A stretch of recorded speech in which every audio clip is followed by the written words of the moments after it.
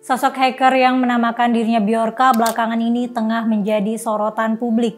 Bjorka mengklaim telah meretas data Presiden Republik Indonesia, data 105 juta warga Indonesia, membocorkan terduga dalang di balik kematian aktivis HAM Munir Said Thalib, dan masih banyak lagi. Jadi apa saja sih data yang Bjorka retas dan apakah data yang disebarkan oleh Bjorka merupakan data asli? Simak ulasan selengkapnya bersama aku Mela hanya di Headline.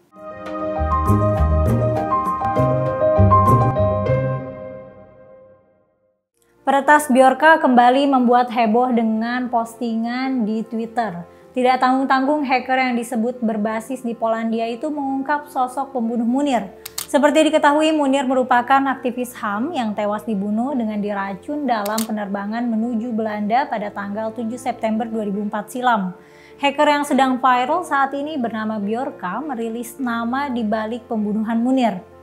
Akun yang mengaku sebagai orang Polandia dengan ID @bjorkanism tersebut telah mendapat perhatian masyarakat Indonesia seiring dengan pembobolan data besar-besaran warga Indonesia di internet. Melalui tulisan yang ia rilis pada hari Minggu pagi 11 September 2022, ia memberi judul tulisannya "Siapa yang membunuh Munir?" seolah-olah ia mempertanyakan hal tersebut.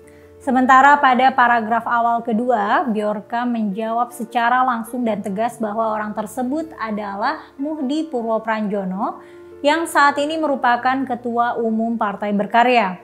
Selanjutnya, Bjorka menuliskan sejarah singkat pribadi Munir sebagai koordinator Kontras yang getol mengungkapkan bahwa pelaku penculikan 13 aktivis periode 97-98 adalah anggota Kopassus yang dikenal dengan tim Operasi Mawar. Aksi Munir tersebut membuat Muhdi Purwopranjono yang saat itu menjabat sebagai Komandan Jenderal Kopassus menjadi harus diberhentikan dari jabatan barunya selama 52 hari. Kurang lebih begitulah pemaparan Bjorka dalam tulisannya. Pasca pemberhentian tersebut, Muhdi diangkat sebagai Kepala Deputi 5 BIN pada tanggal 27 Maret 2003, di mana jabatan tersebut sangat memungkinkan baginya untuk melakukan aksi yang dianggap merugikan negara. Menurut Bjorka, Muhdi telah memanfaatkan jaringan non-organik BIN yaitu Polikarpus Budihari Prianto yang merupakan pilot PT Garuda Indonesia Airways guna proses pembunuhan. Di mana kebetulan saat itu diketahui Munir akan terbang ke Belanda menggunakan Garuda Indonesia. Polikarpus kemudian diangkat menjadi petugas keamanan penerbangan untuk menaiki PT Garuda Indonesia Airways. Salah satunya adalah yang ditumpangi oleh sosok Munir saat itu. Bjorka mengklaim bahwa Polikarpus membuat surat rekomendasi kepada PT Garuda Indonesia Airways untuk ditempatkan di keamanan perusahaan. Tapi balik lagi nih, itu kan pemaparan dari Bjorka. Lagi pula dia hanya membocorkan identitas pribadi milik Muhdi dalam unggahannya, seperti nomor telepon, nik, nomor KK, hingga alamat. Apakah karena dia membocorkan data pribadi Muhdi, lalu Muhdi terbukti melakukan pembunuhan Munir? Menurut kalian, pemaparan dari Bjorka itu bisa menjadi bukti yang kuat atas kasus pembunuhan Munir atau tidak? Nah, selain membongkar soal kasus pembunuhan Munir, Bjorka juga terus melakukan pembobolan sejumlah data penting seperti identitas pribadi Menkominfo yaitu Johnny G. Plate, dokumen presiden, hingga ancaman penyebaran data My Pertamina. Bjorka mengklaim telah mengantongi 26 juta history browsing pelanggan IndiHome. Datanya mencakup keyword, email, nama, jenis kelamin, hingga nomor induk kependudukan. Namun perwakilan Telkom Group menyatakan bahwa data-data yang bocor tidak valid dan merupakan hasil fabrikasi. Menurut Ahmad Reza, SVP Corporate Communication and Investor Relation Telkom, Telkom tidak menggunakan email @telkom.net baik untuk keperluan perusahaan maupun layanan bagi pelanggan. Aktivitas penjualan dan penyebaran data yang dilakukan oleh Bjorka masih terus berlanjut. Bahkan setelah menyebut Kominfo bodoh, dia menargetkan dokumen rahasia Presiden Republik Indonesia. Setelah mengumumkan rencananya di Telegram, hacker ini pun beraksi dan kembali mengklaim berhasil merampas data rahasia Presiden RI periode 2019-2021 yang berukuran 189 MB. Di dalamnya ada total 679.180 dokumen.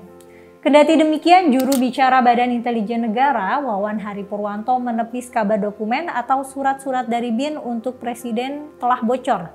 Ia menyatakan bahwa itu kabar bohong. Ia mengatakan dokumen BIN aman terkendali, terenkripsi secara berlapis dan semua dokumen menggunakan samaran. Kebocoran data yang terbaru datang secara personal dari Menkominfo Johnny G. Plate. Dari tangkapan layar yang dibagikan oleh Dark Tracer, ada beberapa informasi pribadi Joni seperti nomor telepon, nama lengkap, jenis kelamin, nik, kakak, alamat rumah, nama istri, dan masih banyak lagi. Kemudian data pribadi seorang aktivis sosial media, Denny Siregar, juga disebar oleh Bjorka. Bjorka menuding Denny menggunakan uang pajak dan menggunakan internet untuk mengadu domba atau memancing polarisasi masyarakat. Kembali lagi nih, padahal data yang disebarkan data pribadi ya, bukan bukti bahwa Denny Siregar melakukan hal tersebut. Denny pun mengungkapkan sejak pertama data dirinya terbongkar, ia tidak pernah takut dengan hacker. Justru ia nggak kaget kalau namanya dicatut kembali oleh hacker karena data yang diungkap tidak ada yang baru alias data-data itu sudah lama tersebar. Uniknya, aksi dari Bjorka justru didukung sejumlah netizen Indonesia meski tidak sedikit pula yang menentang dan meragukannya. Beberapa kalangan menganggap aksi Bjorka berlebihan dan mungkin juga penipuan. Saat ini Jokowi sudah membentuk tim khusus untuk mencari Bjorka. Sebuah akun sempat mengisukan bahwa Bjorka adalah seorang pemuda asal Cirebon tapi sudah dibantah oleh yang bersangkutan. Kemudian menurut Mahfud MD belum ada tuh rahasia negara yang bocor. Katanya pemerintah sudah memastikan data negara yang bersifat rahasia itu tidak bocor. Mahfud MD juga mengatakan bahwa tim khusus perlindungan data sudah mengetahui sosok Bjorka tapi belum bisa dirilis. Kalau menurut kamu gimana nih tentang Bjorka? Kamu percaya nggak sama yang diungkapkan oleh Bjorka? Atau kamu termasuk yang menganggap Bjorka ini tidak bisa dipercaya? Coba tulis di kolom komentar ya. Sekian dulu update berita hari ini. Jangan lupa untuk like dan subscribe channel YouTube Geolife supaya nggak ketinggalan berita terbaru dari kita. Sampai jumpa lagi di episode headline selanjutnya.